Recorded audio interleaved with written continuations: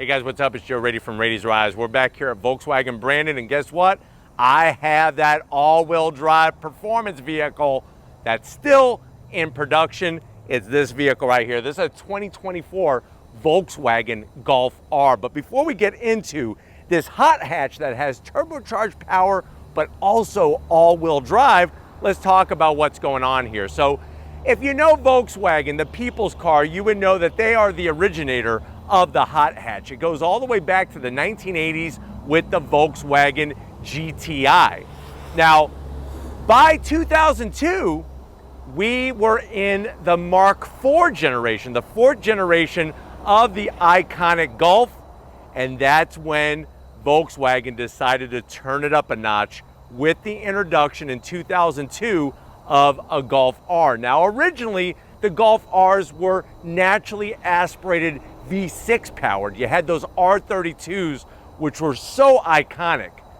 This vehicle, though, doesn't have a V6, but like I said, has turbocharged power. Now, when you're looking for turbocharged all-wheel drive vehicles, there's not a ton to choose. One of the main competitors to this car would be the GR Corolla. That would be the easy comparison.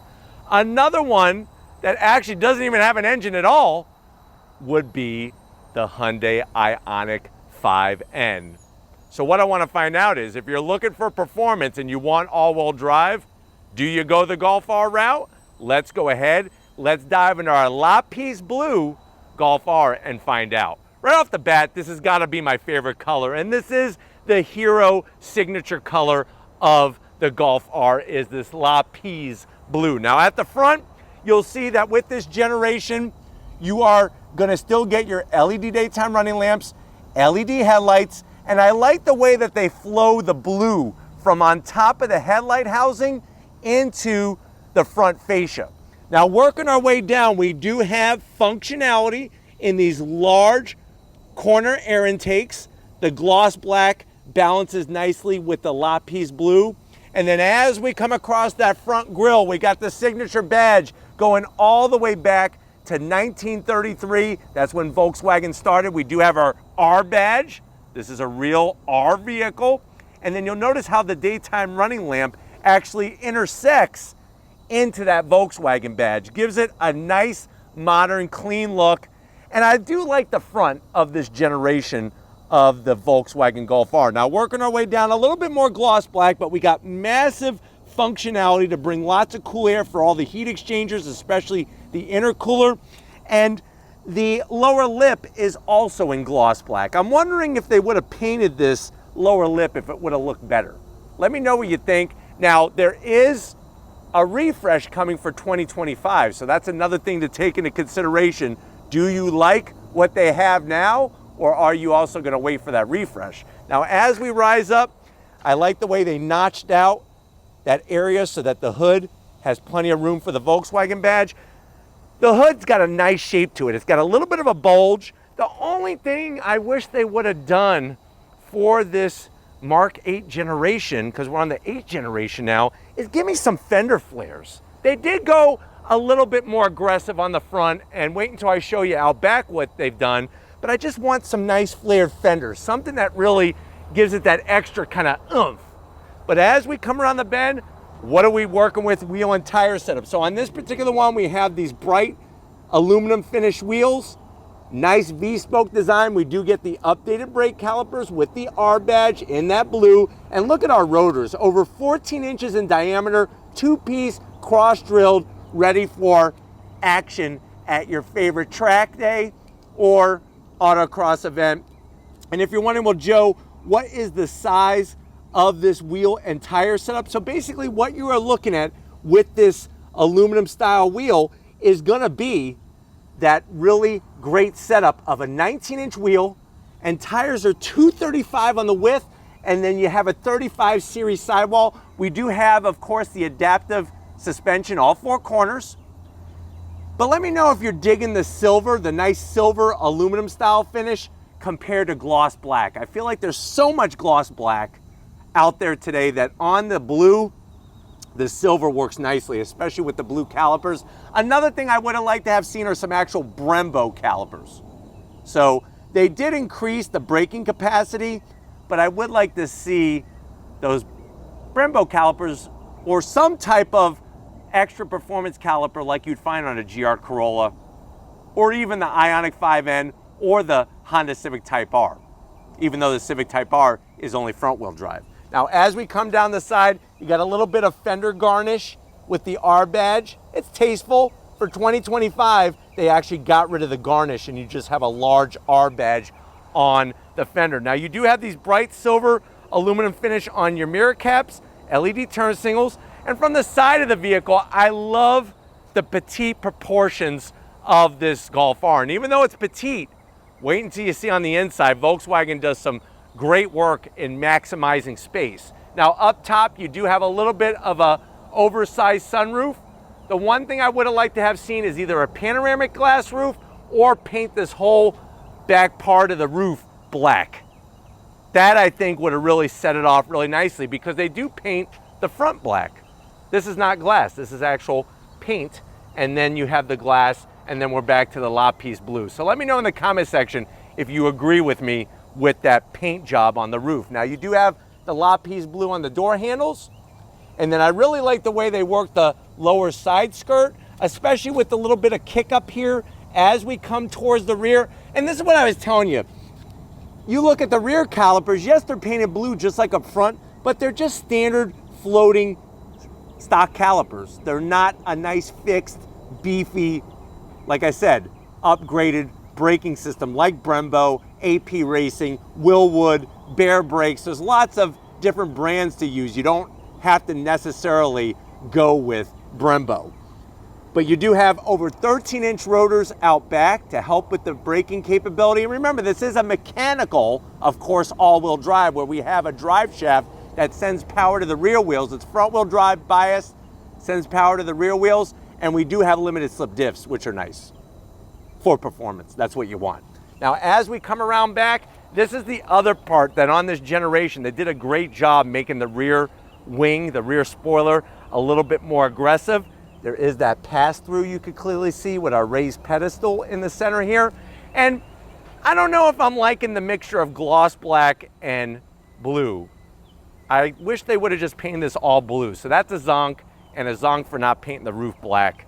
But I'm definitely not going to zonk the taillights, full LED. They do a great job over at Volkswagen. They keep it clean with just an R badge and, of course, the Volkswagen badge. And then working our way down to ground level, right off a freaking race car. You have that quad tip exhaust with the chrome tips, nice diffuser in the back.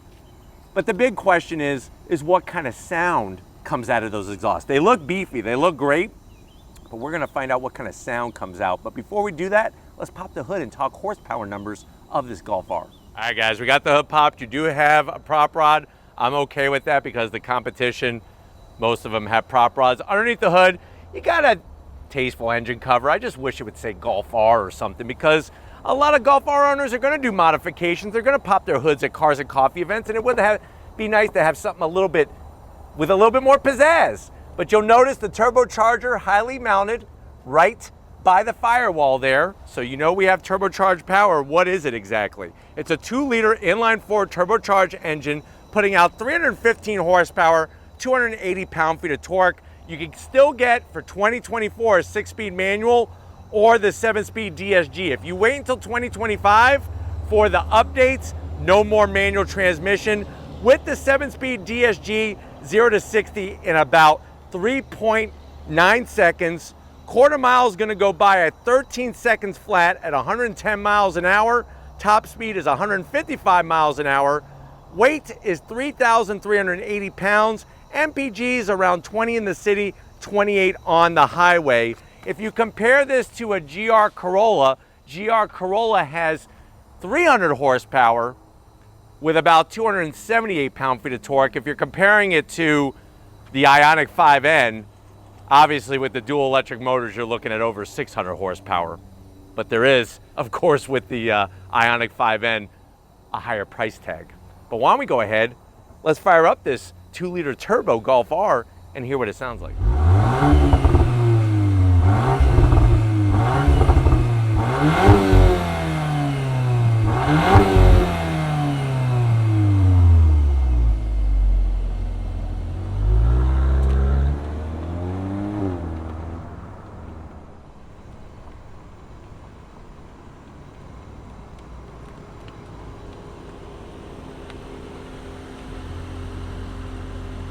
right, guys, come on in. How you been? We're inside this 2024 Volkswagen Golf R. I still love and appreciate these vehicles very, very much. And I know you're saying to yourself, well, Joe, how much is this Golf R? Very good question. So look, you got to think about it in terms of the competition. So let's start with the competition. GR Corolla with the new 8-speed automatic transmission, since this one has the 7-speed DSG, we'll compare apples to apples, has an MSRP of $48,000. This one, the way that it's optioned, has an MSRP of $49,000. The Ioniq 5N, the last one that we tested and reviewed, had an MSRP of $69,000. So let's see what you get for the money compared to the competition in this Golf R. To the door panels. Always like the materials and the fit and finish. You're going to have this like blue style design with a little bit of black and the splattering of blue in that trim. There is blue ambient lighting. And I do like the way the rest of the door panel is just flat black around the switchgear. I wish there was some blue stitching. That would have went a nice long way, so I am going to zonk it for no blue stitching. Door pocket has that insulated carpet to it, so if you get a Chipotle burrito, you could put it in there and keep it nice and warm. And of course, you have enough room for a strawberry milkshake. Now, going from the door panel to the dash, love the soft material, love this trim that they have. Look at the ambient lighting, the blue ambient lighting right there. And then also this has the Harman Kardon sound system. Now, you do have your Twinkie hammock to where you can put your track day Twinkie right inside.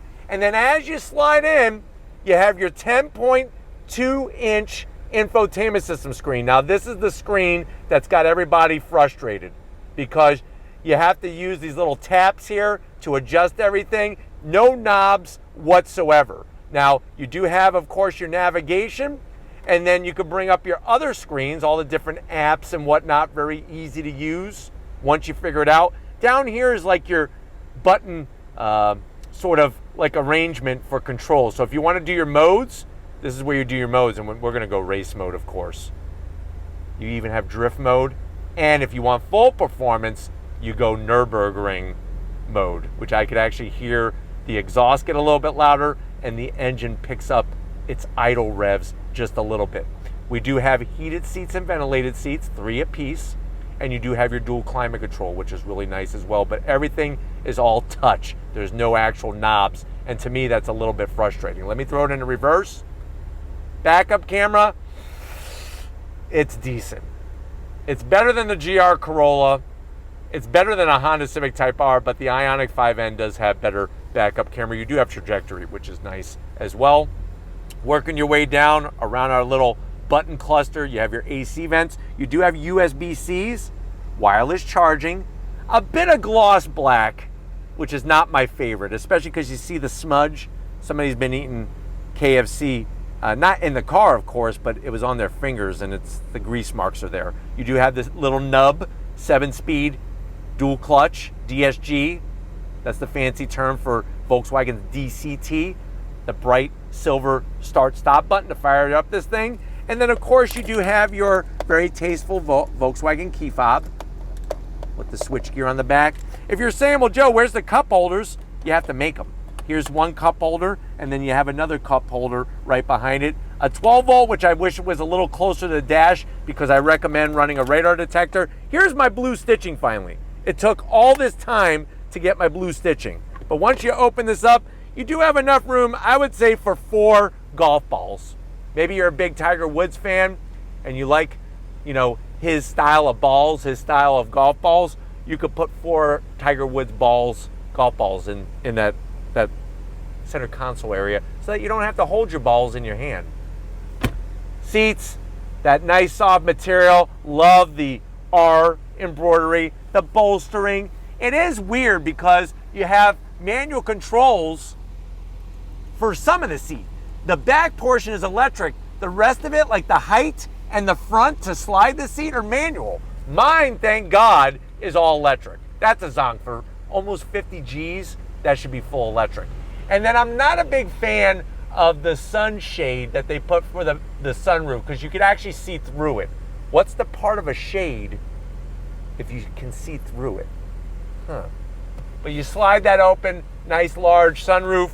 Why don't you come over here to the business end? I want to show you behind the wheel of this Golf R. All right, guys, business time behind the wheel. I love the pedal box in a Golf R. Nice aluminum dead pedal, brake pedal, and throttle. We do have the all-weather optional floor mats with the R badge. That's an extra 5 horsepower. You got 3 memory seat settings. You are brave to let 2 other people borrow your Golf R.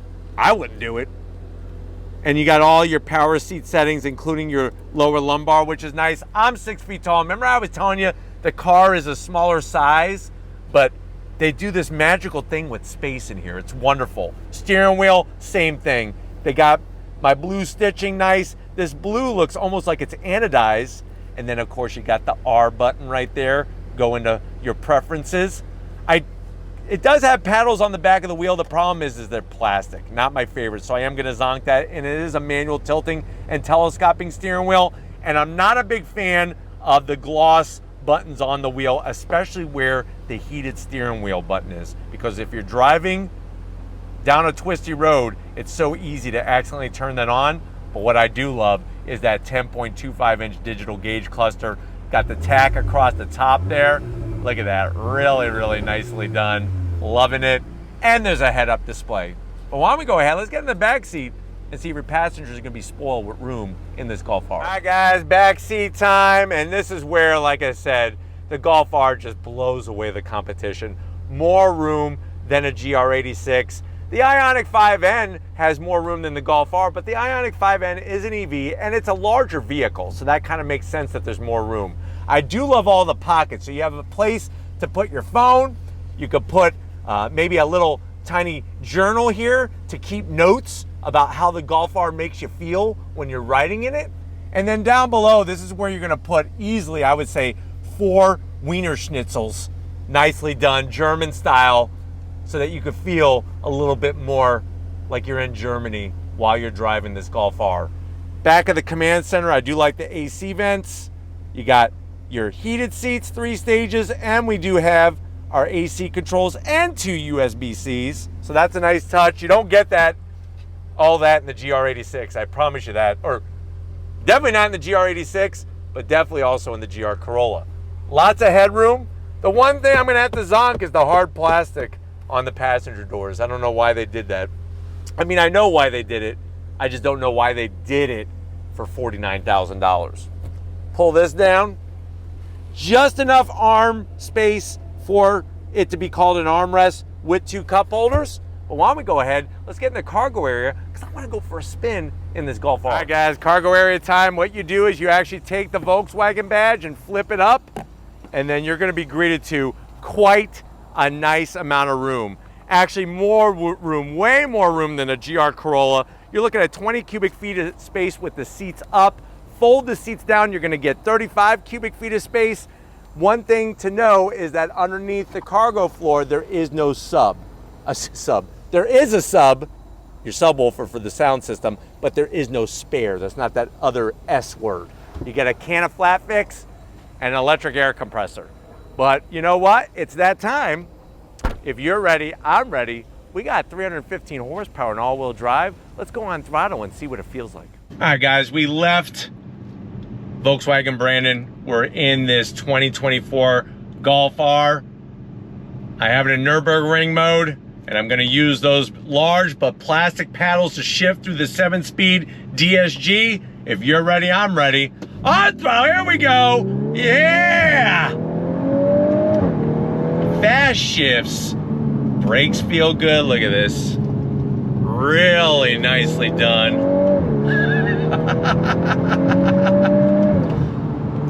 You are getting sound pumped in through the Harman Kardon sound system. It's actually not bad. It is simulated, but you are also getting sound out of the back of the car from the exhaust as well. So it kind of balances it out. The GR Corolla does basically the same thing, and obviously the Ioniq 5N is 100% just all simulated, or you can shut it off. I know that. I love the way the tack is right across the top. I got my boost gauge and the rest of the important readouts. First gear, you ready? On throttle, here we go. On the brakes. Look at this. I tell you, it sends power to all four wheels very, very effectively. And this dual clutch transmission, which Volkswagen calls a DSG, is one of the best in the biz. It's ultra smooth, ultra fast, and that's why it has quite a bit faster 0 to 60 time than a GR Corolla with a manual or the automatic. So that's one of the things, is that whether you go manual in this car or GR86, the DSG is gonna just smoke check you 0 to 60. Now, of course, the manual for me is the choice because that is the more engaging vehicle to drive, and the Golf R's manual is actually pretty darn good. But I love how the torque delivery is nicely set up with each of the gears from that 7-speed. It's like you're able to not have to drop down like 5 gears to get going. I mean, it's got some nice torque right in that sweet spot. The seats are supportive, they're comfortable, and this really does kind of flex the epitome of a perfect hot hatch that's a daily driver. Getting to the infotainment system is well within reach. It's just not my favorite because of the lack of any knobs or physical buttons. Overall, though, the fit and finish in this Golf R is really on point, and what's cool about it is that they're still built in Germany, which is nice. Visibility out the front is great with the head-up display. Out the back, same story. And we're gonna make a U-turn at this light and go on throttle again. Love the way the gearbox shifts. It's one of my favorites when it comes to automatics. On throttle, here we go. Look at this. Love the pop you get out the back. Super duper smooth. I'm really, really digging this. The Golf R has always been one of those ones that's always had a sweet spot for me, and you just know why when you get behind the wheel. So right now, I took it out of Nürburgring mode, and we have it just in sport mode. And basically, what's going to happen is that I'm going to allow the 7-speed to shift for itself and just show you how proficient it is, even when you're not using the paddles. Brakes feel phenomenal. I know I was squawking about not having Brembos or whatnot, but they do feel phenomenal for daily driving. It's just the track use where you might run into some overheating issues. But from a roll, on throttle, here we go, drops down and we're off. But it's just so buttoned up. It feels good. It behaves really well. And it's quick. I mean, it's darn right quick. Faster than a GR Corolla, but obviously the Ioniq 5N is gonna smoke check you, but you are also spending $20,000 more for the Ioniq 5N.